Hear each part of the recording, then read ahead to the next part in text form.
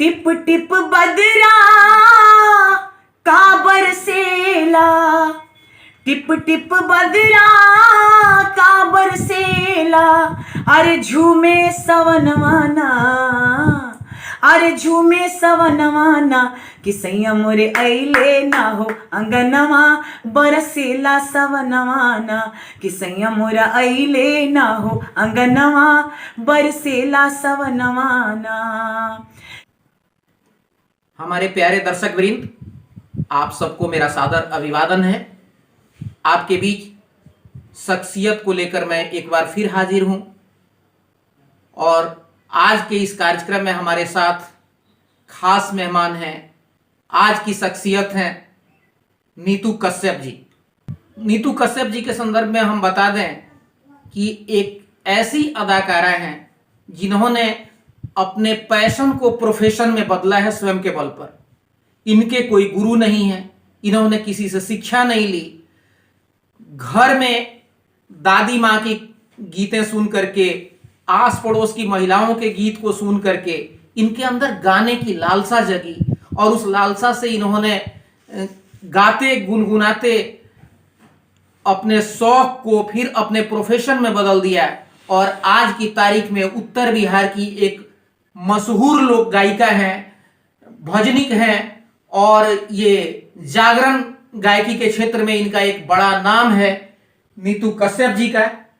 तो सबसे पहले नीतू कश्यप जी से हम इनके कुछ सवाल करें और कुछ जानें। उसके पहले चाहेंगे कि इनकी आवाज आपके बीच तक जाए और इनका कोई प्यारा सा एक गीत दो लाइन आपको सुनवाना चाहते हैं, उसके बाद हम अपने सवालों पर आगे बढ़ेंगे। नीतू, सोहर है, बहुत प्रसिद्ध सोहर है जिसको शायद लोग नहीं सुना है तो बच्चे का जन्मोत्सव उदास लगता है। मैं उसी सोहर को सुनाती हूँ। जुग जुग जिया सुलाला नावा भावना, माँ की भाग जागल हो। जुग जुग जिया सुलाला नावा भावना, माँ की भाग जागल हो। ललना लाल होइए कुलवा के दीपक, मनवा में आस लागल हो। ललना लाल होइए कुलवा के दीपक, मनवा में आस लागल हो। आजू के रतिया सोहावना, दिनवा लुभावना हो। आजू के दिनवा सोहावना, रतिया लुभावना हो। ललना दुआरा पे बाजला बधाव, महलिया उठे सोहरा हो। ललना दुआरा पे बाजला बधाव, महलिया उठे सोहरा हो। बहुत सुंदर, बहुत सुंदर, बहुत बढ़िया है। आपने सुना ये सोहर गीत, लोक रंग का यह गीत, लोक रंजक गीत। चूंकि संस्कार गीत हमारे संस्कारों में बसा हुआ है। हमारे मानव जीवन के जो संस्कार हैं, जीवन के जितने भी संस्कार हैं, जन्म से लेकर मृत्यु तक गाए जाने वाले गीत लयबद्ध तरीके से जो हम अपनी अभिव्यक्ति करते हैं, वही गीत है, संस्कार गीत है। और उसी का यह पहला गीत है सोहर, जन्म के समय गाया जाने वाला। नीतू जी, आपने इतनी बढ़िया आवाज में जो ये गीत हमारे दर्शकों को सुनाया जी, हम तो ये कहेंगे कि आपका बिल्कुल सधा हुआ संगीत का रियाज किया हुआ स्वर है। और आप कह रही हैं कि हमने कहीं सीखा नहीं है, किसी कोई गुरु हमारा नहीं है, तो फिर इतनी अच्छी गायकी आपकी हुई कैसे?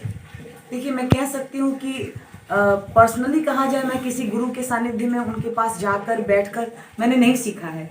लेकिन एक गुण भी अगर आप किसी से लेते हैं तो उस गुण के लिए वो आपका गुरु हो जाता है। तो अगर इनडायरेक्टली बात की जाए तो जिनके जिनके गीतों को मैं सुनी हूँ और जिनके जिनके गीतों को गाकर मैंने मंच पे प्रस्तुत किया है, मेरे जीवन में मेरे संगीत के लिए वो हर गायक मेरे गुरु हैं। तो बस वही निखार आपको दिखा। बहुत बढ़िया, बहुत अच्छा है। क्योंकि हम लोगों ने सुना था कि एकलव्य जो है द्रोणाचार्य की मूर्ति बना करके और उन्होंने धनुर्विद्या का ज्ञान लिया था, यानी अप्रत्यक्ष गुरु से शिक्षा लेना। और आज यह साकार रूप में सामने है नीतू जी के माध्यम से कि ये बता रही है कि हमने जिनको भी सुना उनको सुन करके, यानी किसी के गायकी को सुन करके उससे गायकी का गुर सीख लेना, ये बड़ी बात है और नई पीढ़ी के लिए बड़ी प्रेरणा है कि सुन सुन करके सीख लेना, बिना गुरु के सानिध्य में गए सीख लेना, और वह ऐसा सीखना कि आपका शौक जो है आपके प्रोफेशन में बदल जाए।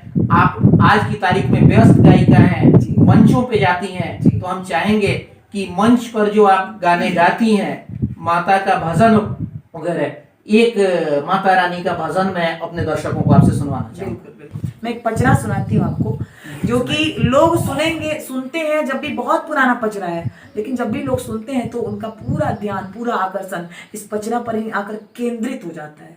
सुनिएगा।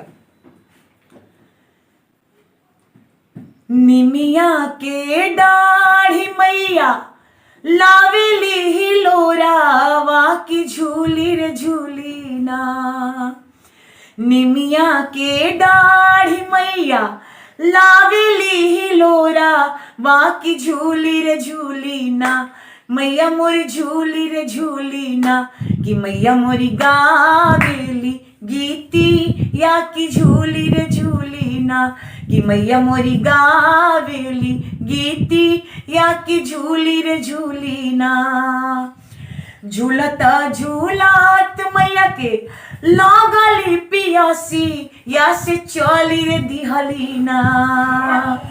झूलता झूलात मैया के लागली पियासी, या से चली रे दिहली ना। मौला होरिया आवास मैया चली रे दिहली ना। मौला होरिया आवास मैया चली रे दिहली ना। नीतू जी, आपने इतनी बढ़िया आवाज में जो ये गीत हमारे दर्शकों को सुनाया जी, हम तो ये कहेंगे कि आपका बिल्कुल सधा हुआ संगीत का रियाज किया हुआ स्वर है, और आप कह रही हैं कि हमने कहीं सीखा नहीं है, किसी कोई गुरु हमारा नहीं है, तो फिर इतनी अच्छी गायकी आपकी हुई कैसे? आजाद सर, मैं एक बात कहना चाहूँगी। ऐसा नहीं है कि मैं जीवन में संगीत का गुरु बनाना नहीं चाहती थी, लेकिन हम लोग आरा से बिलोंग करते हैं। मैं आरा जन्म धरती है मेरा, तो मेरे मम्मी पापा इस मामले में बहुत पुराने ख्यालों के अभी हैं। तो वो चाहते नहीं थे कि मेरे घर से कोई निकले, थोड़ा सा लोग इसको नाचना गाना, थोड़ा सा अब जाके लोग अप टू डेट होने लगे हैं, लोगों के घर से बच्चे निकलने लगे हैं और पेरेंट्स भी सपोर्ट करने लगे हैं। लेकिन मैं 2009 में निकली, उसके पहले पेरेंट्स इसको खुल के सपोर्ट नहीं करते थे। तो पापा मुझको किसी गुरु के सानिध्य में जाने नहीं देते थे, और टीवी पे आता था रियलिटी शो, तो मैं कहती थी कि मुझको उसमें जाना है। लगता था कि जैसे किसी के बच्चे गाते थे तो उनके mummy papa parents proud feel करते थे, तो मुझको लगता था कि मैं भी अगर इसमें जाती हूँ तो मेरे मम्मी पापा भी प्राउड फील करेंगे। लेकिन ऐसा नहीं था, उनके दिमाग में ही नहीं था कि मेरी बच्ची कभी इसमें जाएगी। पढ़ाना लिखाना सब मुजफ्फरपुर में हुआ मेरा, लेकिन वो कभी नहीं चाहे कि मैं संगीत लाइन में जाऊँ, मैं गाऊँ, मैं मंच पे जाऊँ। क्योंकि आपके समाज में आपको अच्छा कहने वाले लोग हैं तो आपका पैर खींचने वाले भी लोग हैं, और अच्छा कहने वाले कम हैं, पैर खींचने वाले ज्यादा हैं। और शुरुआत जब भी किसी चीज की आप करें, एक औरत, एक लड़की जब घर से बाहर निकलती है तो उसको बहुत कुछ सामना करना पड़ता है, और ऐसे में सबसे ज्यादा झेलता कौन है? जो खुद कर रहा है वो, और उसके साथ उसके माता पिता, उसके भाई बहन। तो मेरे मम्मी पापा ने मेरे लिए बहुत झेला है, बहुत तरह के निगेटिव कमेंट्स को सुना है। बहुत संघर्ष के बाद मैंने कन्विंस कर करके और तब जाके पापा को मनाया, और मैं एक आज जागरण आर्टिस्ट के रूप में फेमस हूँ। जैसा कि आपने कहा कि आप जागरण करती हैं, अब जाके लोग मुझको फोक सिंगर भी कह रहे हैं, क्योंकि मैं संस्कार गीतों को गाती हूँ।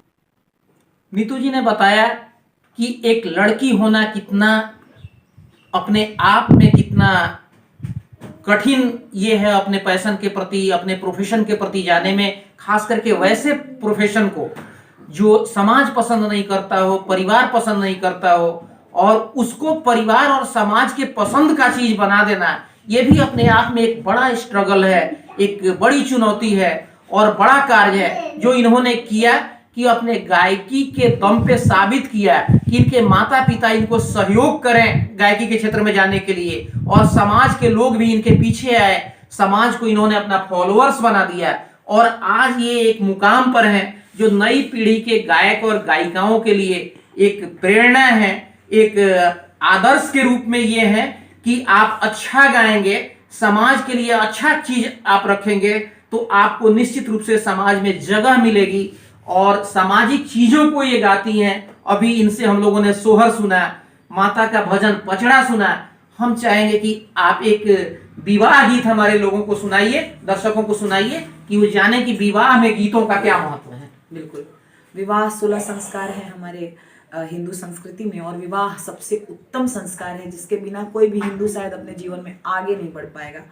तो विवाह संस्कार मैं विवाह से जुड़ा हुआ राम जी का एक गीत सुनाती हूँ, जिसमें जब राम जी का बारात गया है और राजा दशरथ जी को मिथिलावासी महिलाएं सीता जी के, जानकी जी के तरफ से, सीता जी की तरफ से उनको कैसे नोकझोंक टाइप का विवाह का ही है। राम जी से पूछे जनकपुर के नारी बता द बबुआ। राम जी से पूछे जनकपुर के नारी बता द बबुआ, बता द बबुआ, लोगवा देत काहे गारी, बता द बबुआ, लोगवा देत काहे गारी, बता द बबुआ। राम जी से पूछे जनकपुर के नारी बता द बबुआ, लोगवा देत काहे गारी, बता द बबुआ, लोगवा देत काहे गारी, बता द बबुआ। गीत के माध्यम से समाज के जो रिश्ते होते हैं, परिवार के जो रिश्ते होते हैं, कितने मनोहारी तरीके से, कि उलहना भरे तरीके से समाज में के गीतों को रखने का जो परंपरा है हमारे अवसर विशेष पर, इन चीजों को लेकर के कभी बृहत रूप से हम आपके बीच आएंगे। फिलहाल हम कार्यक्रम को विराम देने के पहले इनसे एक बार आग्रह करेंगे कि आप, चूंकि गीतों की श्रृंखला जहां संस्कार गीत है, त्योहार गीत है, ऋतु गीत है, तो इस तरह से हमारे ऋतुओं के बीच से आता है सावन का महीना का, यानी बसंत के महीना का ऋतु, और उसमें कजरी की बड़ी परंपरा है। कजरी गाते महिलाएं थकती नहीं है, तो एक कजरी का 2 लाइन हम अपने दर्शकों को सुनवा करके इस कार्यक्रम को विराम देना चाहेंगे। जरूर जरूर, बहुत अच्छा आपने प्रश्न किया आजाद जी। और सावन का महीना बस शुरू ही होने वाला है, और इस बार मलमास है, 2 सावन लग रहा है जैसा कि पंडित जी बता रहे हैं। तो बड़ी अच्छी बात कही आपने। मैं 2 लाइन सुनाती हूँ। टिप टिप बदरा का बरसेला, टिप टिप बदरा का बरसेला, अरे झूमे सवनवाना, अरे झूमे सवनवाना, कि सैया मोरे अइले ना हो अंगनवा, बरसेला सवनवाना, कि सैया मोरा अइले ना हो अंगनवा, बरसेला सवनवाना। टिप टिप बदरा का बरसेला, टिप टिप बदरा का बरसेला, अरे हमरी अंगनवाना, कि सैया मोरा अइले ना हो अंगनवा, बरसेला सवनवाना, कि सैया मोरा अइले ना हो अंगनवा, बरसेला सवनवाना। आपने सुना, त्योहार गीत सुना, और इसके पहले संस्कार गीत सुना, और माता का भजन भी सुना। हम आगे इस तरह के कई सारे गीतों का एपिसोड इनके साथ लेकर आएंगे। फिलवक्त इतना ही, इस कार्यक्रम को अभी विराम देते हैं, और नीतू जी को बहुत बहुत धन्यवाद कि आपने मुझे समय दिया। आप सभी दर्शकों को भी मेरा अभिवादन।